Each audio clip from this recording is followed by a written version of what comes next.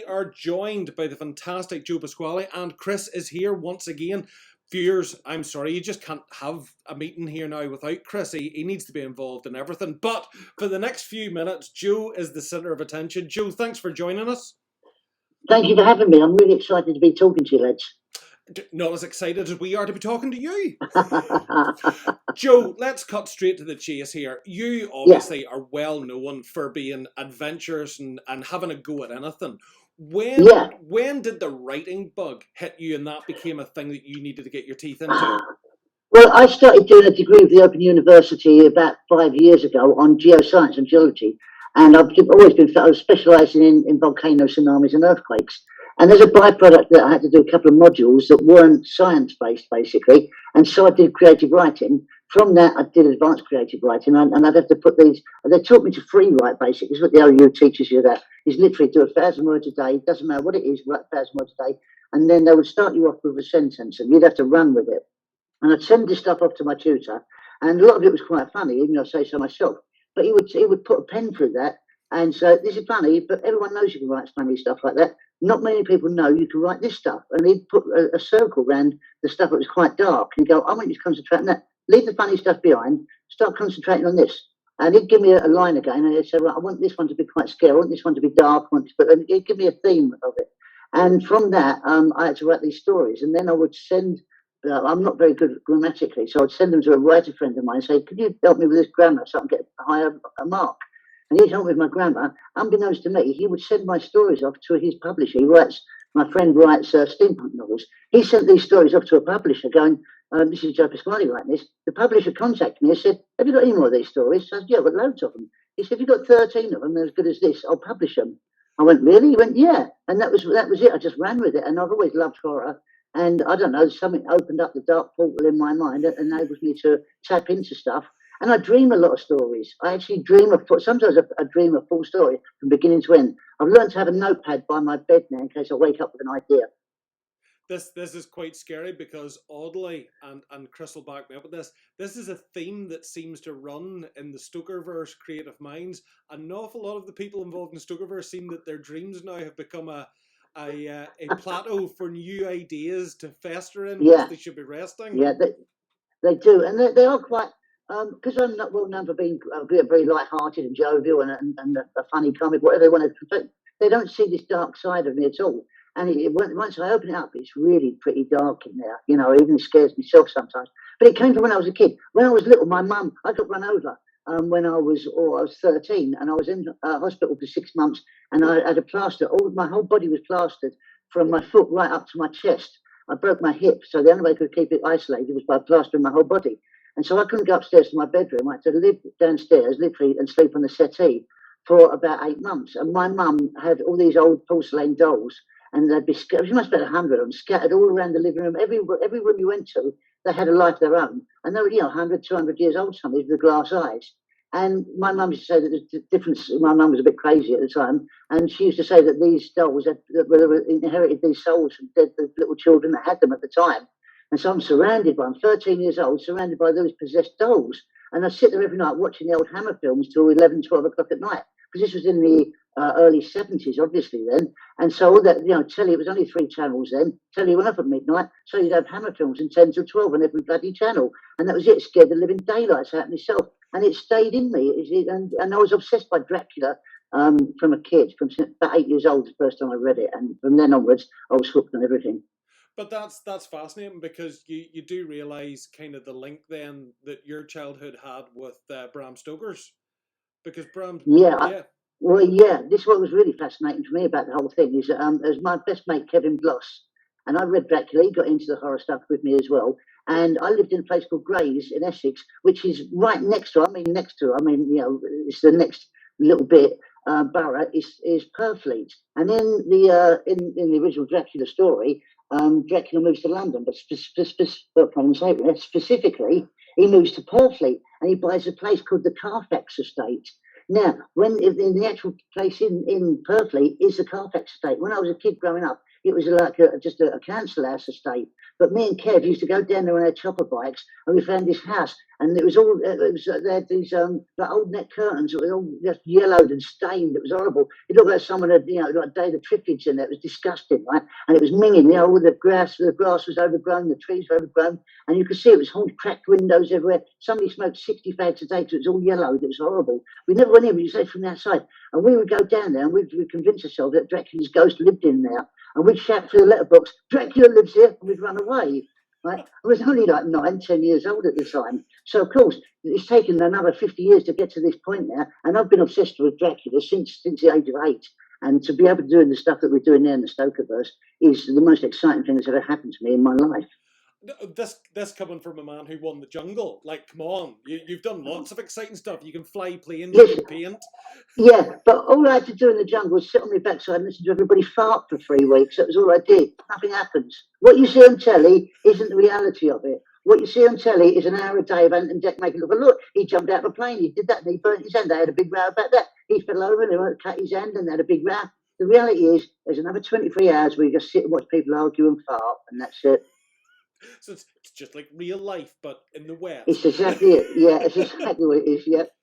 So, Joe, I mean, you said about the dark places in your mind. Obviously, then you met Chris and realised that your dark places are kind of like a well-lit street compared to some of the stuff that comes out of his brain. Oh, listen, I thought I was dark. There's no light in this man's life at all. None whatsoever. Listen, you know just as I do. He's allergic to garlic. He works all night and sleeps during the day. Right, now what does that tell you? Seriously. And the stuff he sent me, I thought, even I was sat there, I had the willies going to bed. I can't read this stuff before I go to bed. Yep, I had to read 75 pages one night, and about halfway through had to stop and go out onto the front porch and turn the outside light on and take some air before I could press on with the next bit. I can believe it. Yeah. But what's great about it, because it's compared to my stuff. Mine's like Little House on the Prairie, and he's opening it up now for me. He's opening it right up. Mine's like Old Yeller now when he gets rabies. That's what he's like now. But it's great. It just pushes me to expand on where my mind. Because sometimes you do hold it back, and you might go, can't really say that, can't really put that in a book. Somebody reading that's really going to offend him. He has no filter, so I'm just taking my filter off there as well. Well, this is the thing, though. I mean, Stephen Fry has made a great sort of statement on the fact that it's all right, you're offended. That doesn't entitle you to anything. So surely you as a creator, you can do your writing, and then it's up to the likes of your editor, your publisher, to go, whoa, steady on, Joe. Yes. Yeah. let's dilute that. I mean, even Bram Stoker had his publisher go, oh no, we can't put that. Oh yeah, that's right. Take that away and try. I would love to have seen what the original stuff was, what it was taken out. I really would. That can be arranged.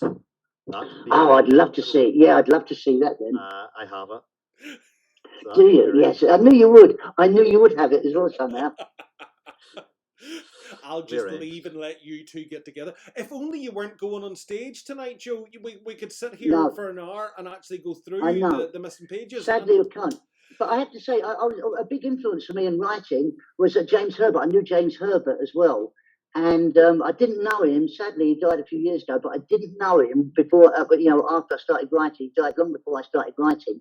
And I'd love now to be able to show him the stuff I'd done, but he was a huge influence on my writing as well. The obvious ones like Stephen King, but for me, James Herbert was it for me. The Raps, the Lair, all this sort of stuff, the Spear.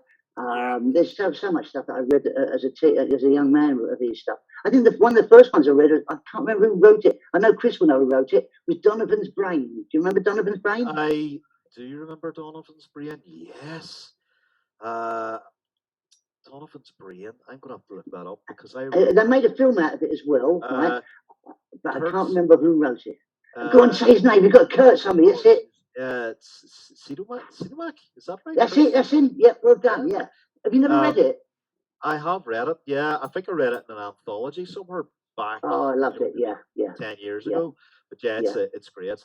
I mean, Harlan Ellison. I'm going to get you to start reading it if you've read Harlan Ellison stuff. No, not yet. No. Yeah. And I'm going to get you into William Gibson and the cyberpunk stuff, because cyberpunk horror is basically where we go to. There's so many different avenues for you and I to explore in these books. I know. Yeah. I can't wait. And I love that last story you did about the mutations.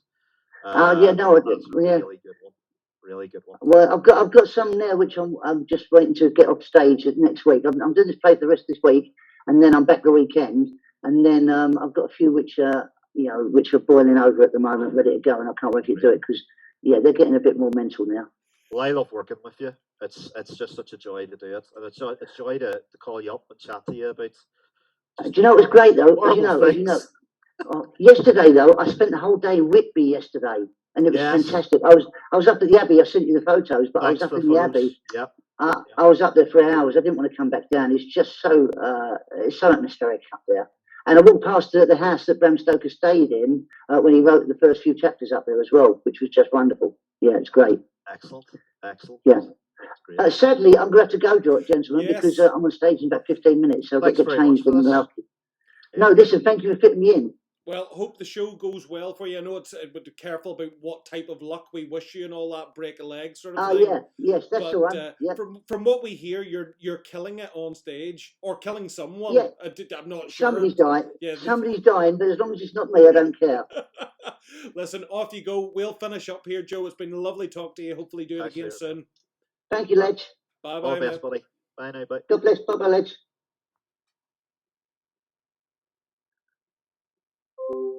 And there we go. And that was Joe. We don't really need to talk to you, Chris, do we? I mean, these people have been listening to you all day. That's it. I am somewhat quieter of late as well. Just let others talk about me. It's far more entertaining.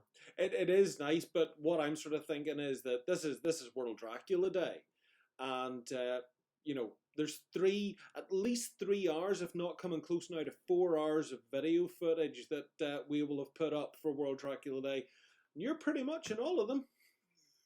It's true. that's true. Oh well, thanks very much, Andy. Yeah, that's great. Not a problem. World Chris Day, maybe. World Chris Day. I'm starting to feel like I should be a director. I mean, I've got the hat and I've got the jacket now for kind of my directorial debut. Quiet on set. Dr. Chris is here. That's it. Well, but I mean, you kind of said it all there. You're absolutely in cloud nine writing with Joe.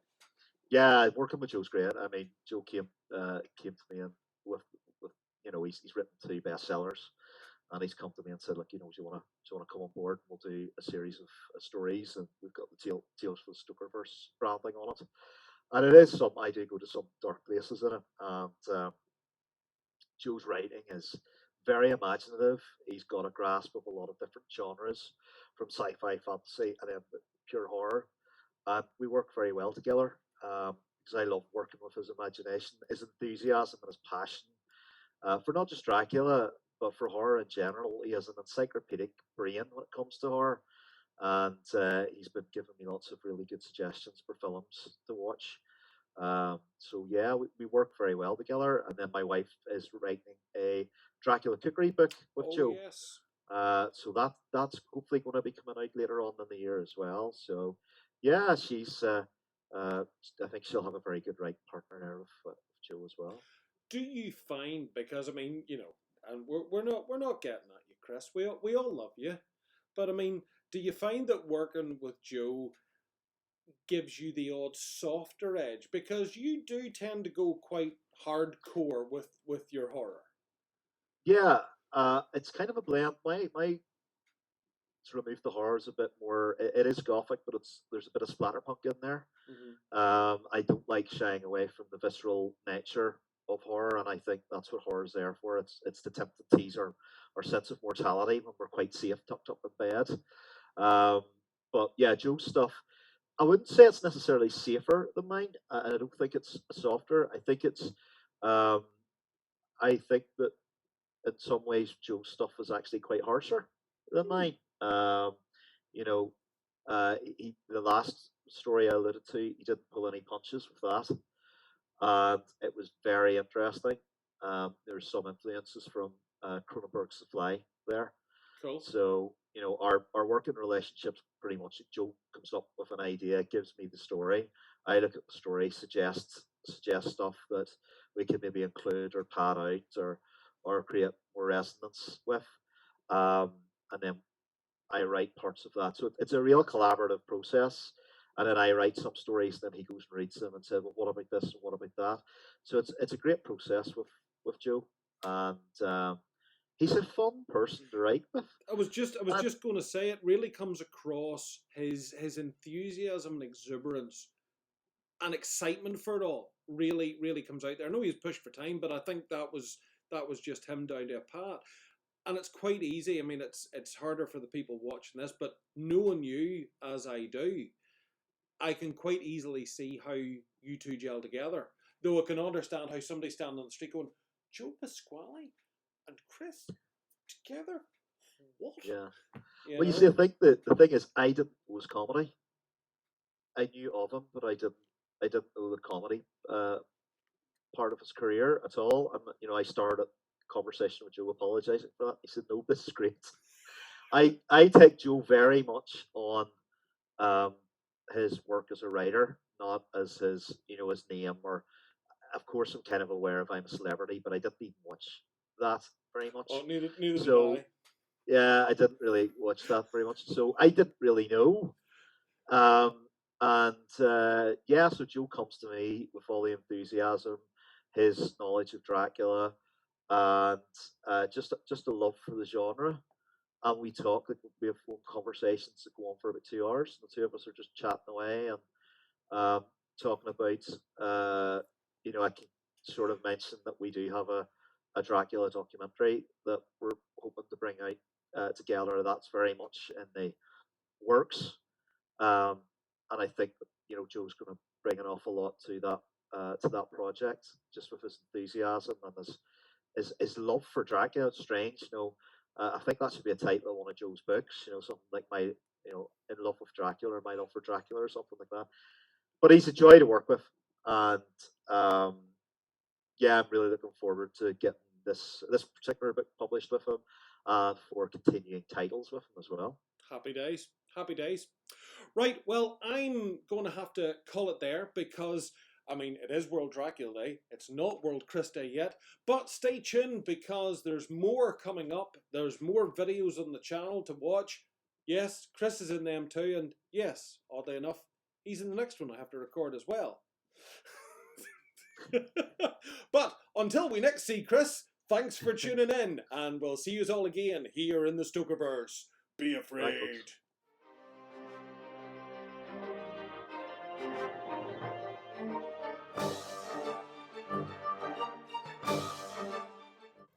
Hello, all you beautiful people, and thanks for joining us again. Well, you probably didn't have a choice because this is part of another video, so you've kind of come from one segment now into this segment. It's only a different time for us.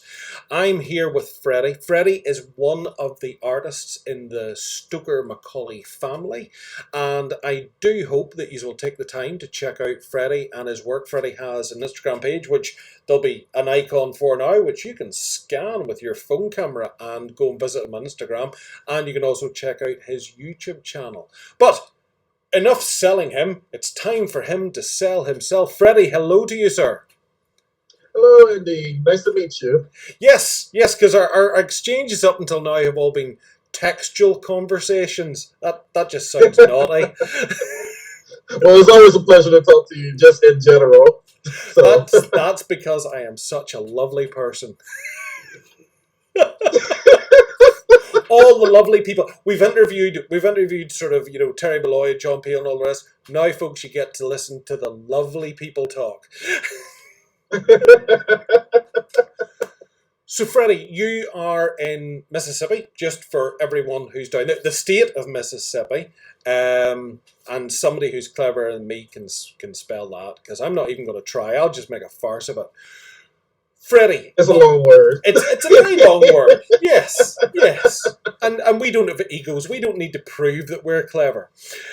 Freddie, art. How did you find yourself getting into art, comic books, drawing? When did that kick off for you? It really kicked off for me at a very, very early age of my youth. I actually started, be very funny, I started drawing at the age of 4.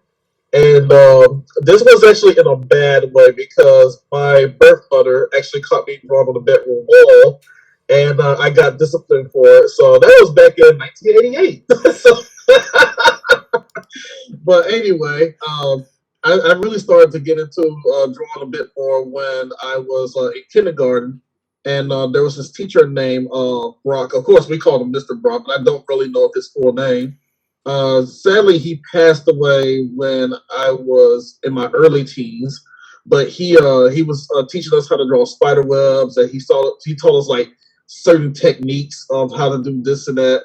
And I thought some of these were like extremely cool. So I say when I got to be around the age of 5 or 6, that's when I started to get onto doing comics. And the very first comic that I was made, I was at least 6 years old. I was saying it was Teenage Mutant Ninja Turtles. I'm a big fan of the series, and come to find out that along with Ghostbusters were actually created the same year I was born. So I feel like I have a really huge connection to both of those. Um, yeah, Teenage Mutant Ninja Turtles. I was so deep into it, and I was that kid that, well, you have one of those kids where they just make that one page on that one panel, or where it's just a quick comic. I didn't do that. I was actually making panel for panel, like at least by maybe 5 or 6 panels on one page, and then you flip over. There's more to the story. So I actually had a story going on, and I don't know how all of it just like flourished out of my head. It was amazing. So after that, I started picking up X-Men, and I was picking up. I didn't get Spawn at the time, but I wish I did have Spawn. But I was picking up X-Men, and of course I was picking up Spider-Man. And Spider-Man happens to be my favorite Marvel superhero of all time, just like Batman happens to be my favorite DC hero of all time. And of course, I started coming up with like my own superhero. He was related to Batman.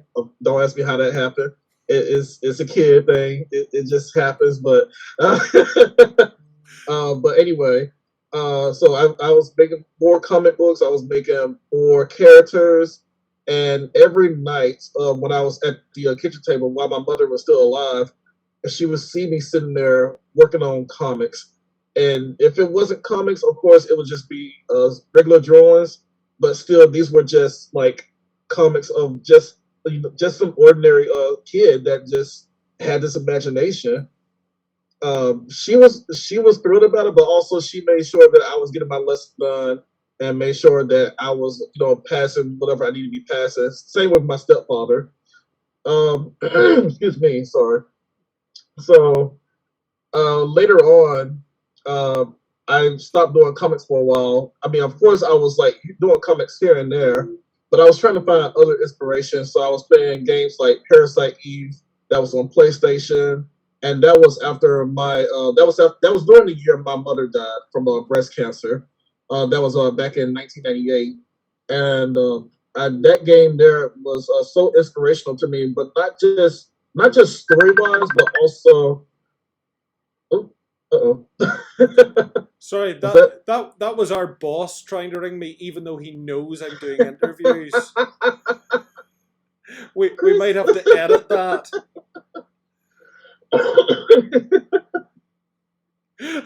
That was Chris. You see, he no. You see, this is the thing. He's got so addicted to doing these podcasts and everything else.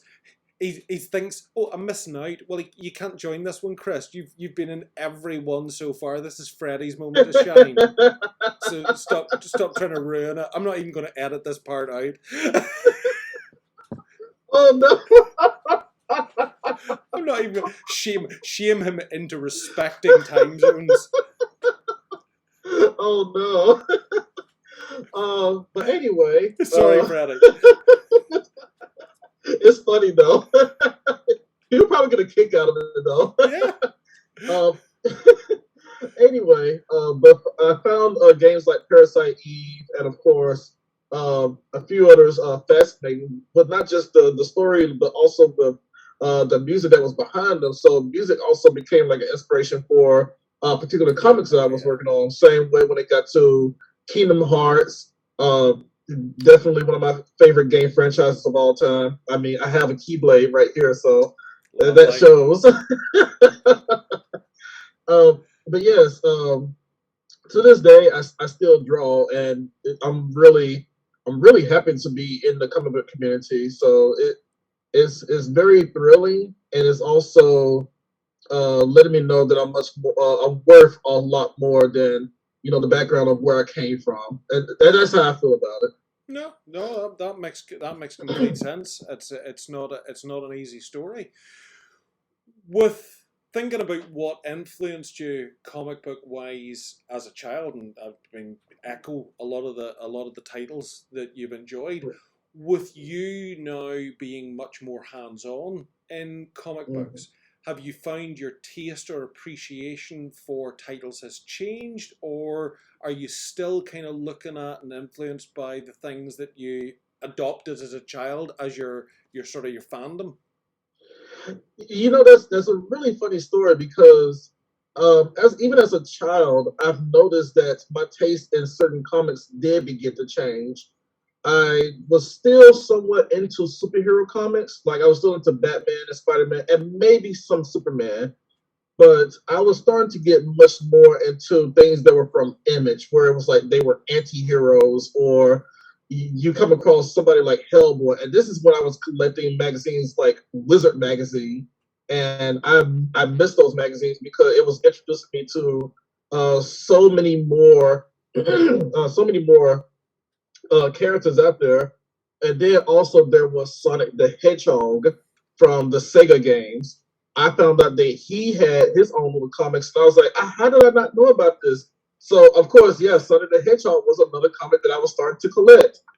Um, yes, but yes, my taste for comics did start to change because I really wanted to, go with more characters that were surreal and that didn't have super abilities. Of course, I don't mind about some of them having super abilities, but I wanted to actually find out. I wanted people to discover how how they all connected together with the background of where they came from. Excuse me. You're okay. I am so sorry. You're all right. Do you want to get a drink in? Are you okay? No, I got water right here. It's just Right. something was kind of I was forcing it out like all day, so I'm like, stop it. But no, there was I've come up with a story called Hybrid Children when I was in college. Before that, I came up with an anti-hero, or should I say, more like an assassin. And Chris McCauley is actually familiar with her as well because she is a part of Gunmetal Black Ops from 123 Go since he and I both work for them. Her name is Black Cauldron, and I created her during my very last year of high school. But then when I got to college, that's when I came up with the idea of hybrid children. It started off with just two guys at first and an ordinary child, and it's supposed to take place in the distant future of where it's kind of somewhat apocalyptic, but it's there's still some people just lingering around trying to search for food or whatever. And the original name of it was called Vanguard.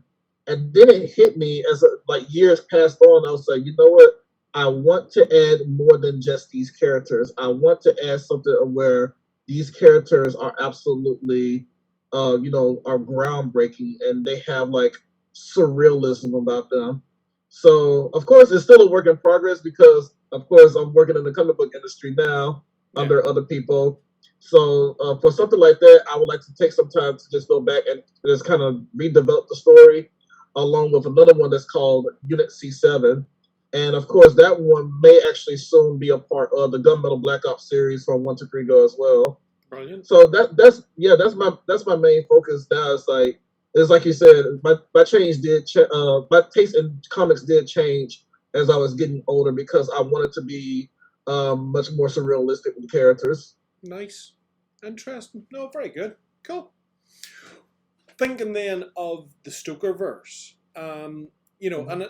from chatting to other artists and designers, it's not just like a job where you sort of you clock in, you go, yeah, okay, you want me to draw a thing, that's fine. There needs to be like an investment and an engagement in kind of your creative side of it.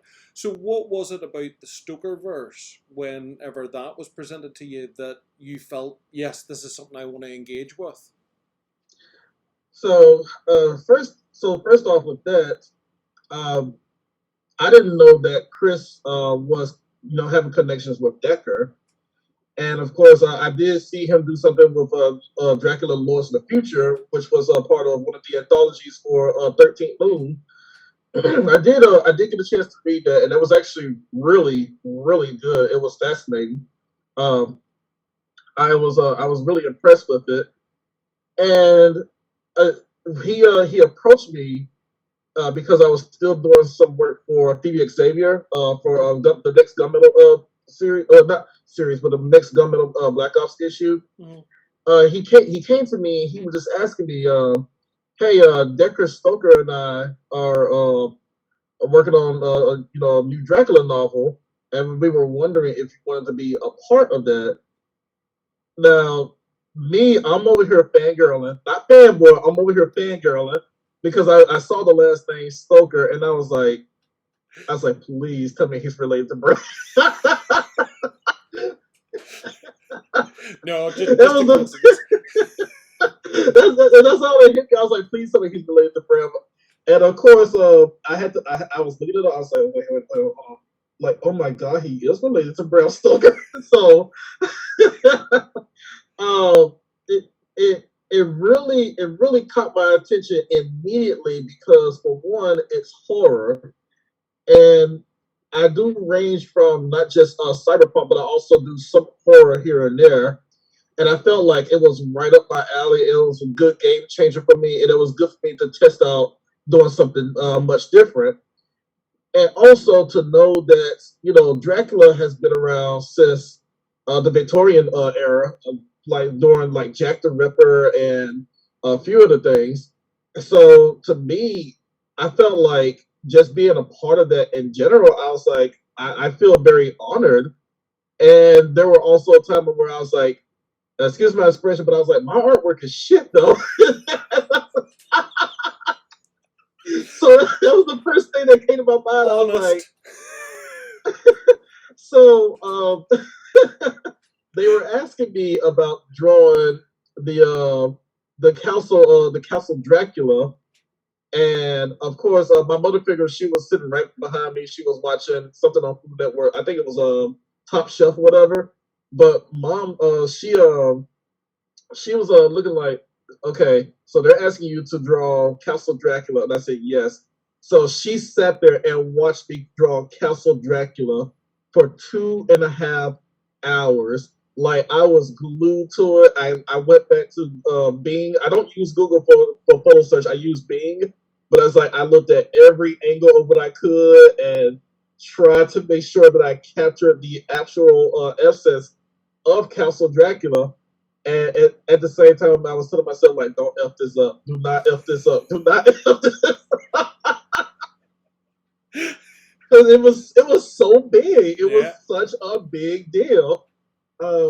So I sent it to Chris, and he sent it to Decker, and they said that they really liked it. And Decker himself said that I was a very good find. I was completely shocked because I was like, this is a guy who did not really get a full blown career out of art.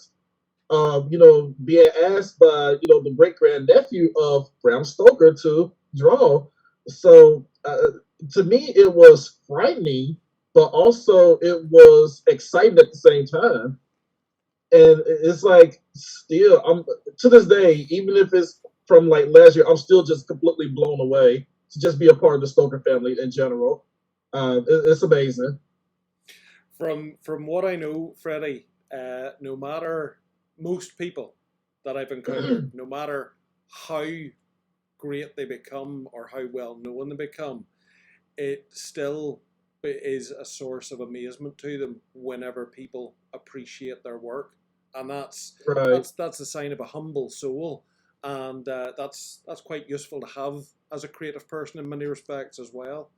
Um, Certainly, what I've seen. I mean, I've had the I suppose the fortune of when I came on board.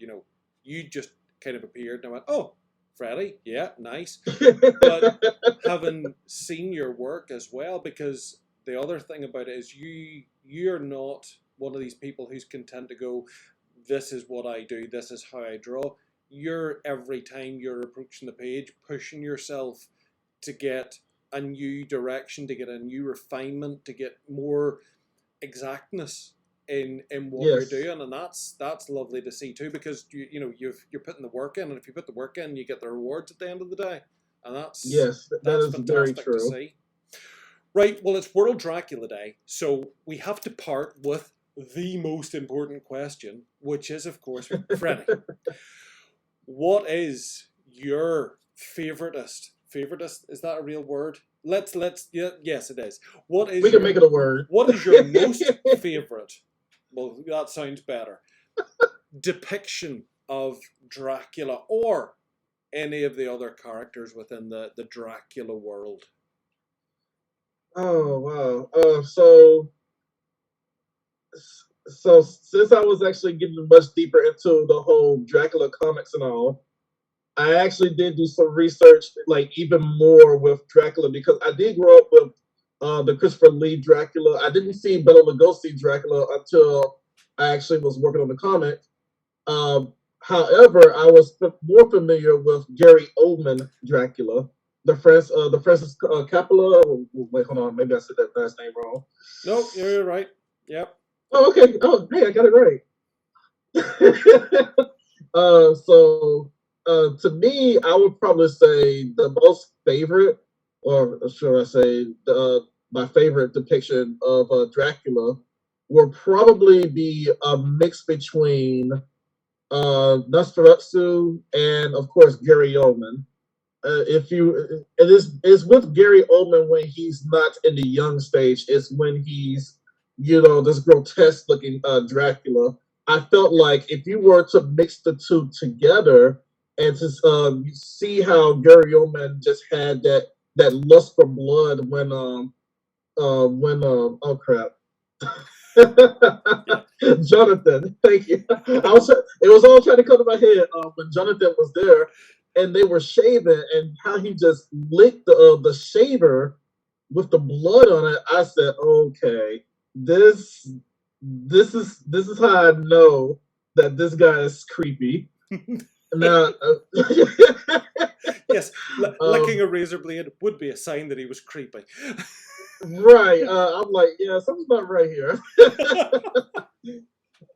Now, for other characters, I would say when it comes to Helsing, as much as I really admire Sir Anthony Hopkins, I do have to go with Peter Cushing's Helsing. It was fascinating, and I'm sitting here watching Helsing and Dracula actually fight, and I mean like literally like throw bowls with each other. I'm like, I said, I called up my mother figure. I said, Mom, I said these guys are going at it. They're rumbling. But she, right. I was like, "Where's Michael Buffer when you need him?"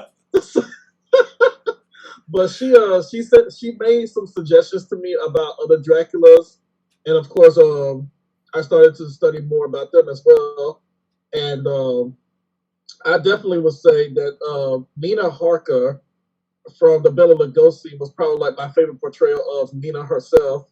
So it's very fascinating to see how they changed up Dracula from time to time. Um, I really love Gary Oldman's Dracula though. I don't know why. It's just that he fascinates me. Yeah. I mean, it's such an incredible thing, and I know that some people was probably bash that one because it's so different, but excuse me. Um, it just seems like when you watch that one and then you think about what they've done with Nosferatu, I kind of feel like that we need to have another Dracula film of where they combine the two together. Minus the love story to like how it goes in the actual book. Because I even sat there and I listened to the entire audiobook of Dracula, even though I was like kind of nodding off working on the comic at the same time. But that's me trying to battle sleep. So,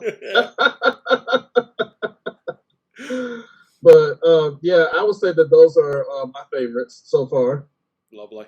Oh, good choices. Good choices. Thank Right. you. Well, we are going to let you get back to work. I'm possibly going to manage to get to bed unless we have to ring Dr. Chris.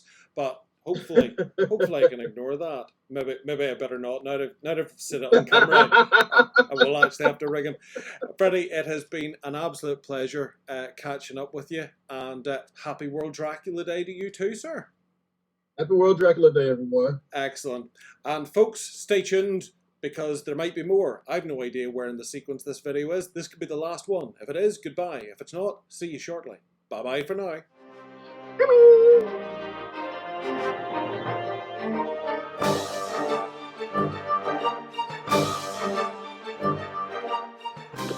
Hey folks, and welcome to another little segment in World Dracula Day. I am joined by the charming Nick. Nick is another one of the artists toiling away in the castle under the banner of the Stokerverse for Stoker and Macaulay. But this is his moment in the sun. But when it's all done, do check out Nick's work on Instagram. There's a little box has appeared on the screen, and if you cast your phone camera over it, the QR code will take you his Instagram page, and you can follow him and keep an eye on his other goings on. And I assure you, it is well worth doing. Nick, thanks for taking the time out to chat to us today. Hello. Hi. And happy World Dracula Day to you. To you as well. Nick, art, drawing, design, whatever name you want to give it, when did that bug bite you as something more than a pastime and become a passion? I went to school around 2009 for graphic design, and I really got into doing vector work and just kind of working then into a comic book style that I really like to do. And from there, that really got me into graphic design as a career. So I got to do a few projects of my own imagination to put on vehicles and things like that. It was a really cool experience. So that's where it really kind of gave me an example of how you could turn that into a career and make some money off of your own artwork. And then, joining up with Stoker and Macaulay is what pushed it even further.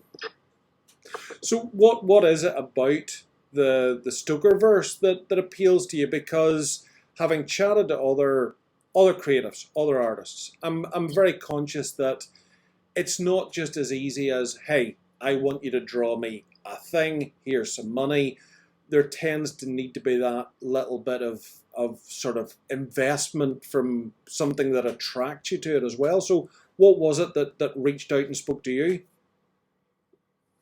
I think just how dedicated everyone is to taking these stories and expanding on them and bringing new things to the table. And just everyone's just so happy and excited to do all this. And it makes for a really wonderful work environment. Just a team of people who are just all ready to do it. Yeah, a lot of creative, very talented people. It is one of the nice things I've noticed, that even though geographically we're all very much spread out, everyone does seem to very quickly have adopted almost, as Chris likes to call it, the family ethos, where it doesn't matter that you're doing one thing and somebody else doing another thing. If you happen to end up talking, there's like an instant little connection there just through that. With your own interests then, like what is it that you look for in art? What sort of inspires you, or what do you enjoy reading or looking at in comic books or in fine art or whatever? What sort of floats your boat? I really like bold and heavy black, heavy shading, that kind of thing. I always liked looking at Tim Bradstreet artwork. A lot of his covers and his Punisher work is really good. Fine art, kind of Art Nouveau, Alphonse Mucha. Those paintings where it was a nice kind of painted, just soft colors with a bold outline. It just really looks just amazing. And I like to try. I'm trying to work that into my own comic work, and spilled off of those. Do you find that the design kind of foundation that you had? Because a lot of the stuff that you like is very, it's either quite sort of linear or it's very emotive. And do you think that your initial sort of exposure to art through school has kind of shaped the direction that you've followed in that regard? I think so. I really, really like things to be symmetrical. So I have a lot of artwork that's sort of just right face on, both sides are even, and I think that definitely comes from probably the design school, doing websites, doing logos. I really like a nice symmetrical logo, and then doing my design work. A lot of it was vehicle graphics. Everything has to be even, and you know, and I think a lot of that translates into my illustrative work. It's just sort of yeah, certainly some of the stuff that I've been privileged to see already for the Stokerverse. I mean, at the minute, what some people will be getting to enjoy and some people have seen on Facebook and already is the beer logo. You've done sort of a character of we'll not say it's Dracula. It could be a vampire, but I think it's supposed to be Dracula with the red. I'm going to pronounce this wrong. Long fang red or long tooth red.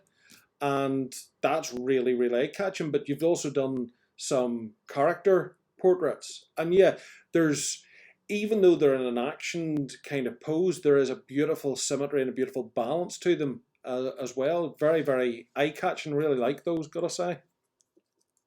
Thank you. Well, that's what you want. I suppose it's not much point being an artist if everyone hates your stuff. I mean, not everyone's going to love your stuff, but it's always nice when people do like it. So, World Dracula Day then. I mean, we have to ask all the members of the family, what's their... This question started as what's your favourite Dracula, but I've expanded it slightly. It doesn't have to be Dracula. I'm happy enough with what's your favourite character in kind of the Dracula mythos and world. So, be it Dracula or any of the other characters, which one is the best for you?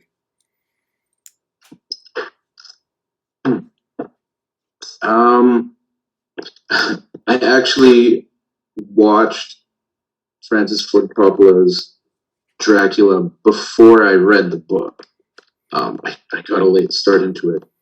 So from there, I really enjoyed Gary Oldman's Dracula.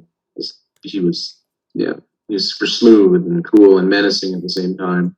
And fairly close to the book character of Dracula himself. He was a little more... He's just meaner, I think.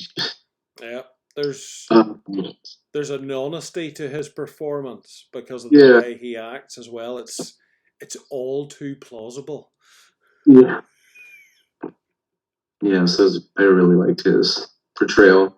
Dr. Seward as well. I enjoyed his character. He was a man of science, and this is Dracula. He drinks blood. And he said, "Okay, well, show me the facts." And then, all right, how do we kill him? It was just no nonsense, just ready to do it. And him as well. Out of all the characters that are available, is there any that I'm imagining, because I know that there's other things and there's other projects for the Stokerverse we're not always allowed to talk about and stuff like that. But I mean, is there a character that you particularly enjoy drawing or are looking forward to having an opportunity to draw?